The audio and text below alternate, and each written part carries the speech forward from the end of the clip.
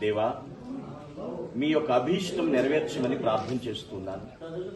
మీ చిత్తానుసారముగా ప్రతి ఒక్కటి కూడా చక్కగా జరిగించమని నీకు మహిమకరముగా ఈ స్థలమందు ప్రభువా సంతృప్తితో, సంతోషంతో, సమాధానంతో మమ్మల్ని నింపమని, భవిష్యత్ అంతటినీ కూడా ప్రభువానికి ప్రభువా తండ్రి చేరి వచ్చినటువంటి ప్రతి ఒక్కరిని మీ చేతులకు అప్పగిస్తూ తల్లి గారి విజయమ్మ గారి విషయంలో ఆమె హృదయాభిలాష నెరవేర్చు. వారి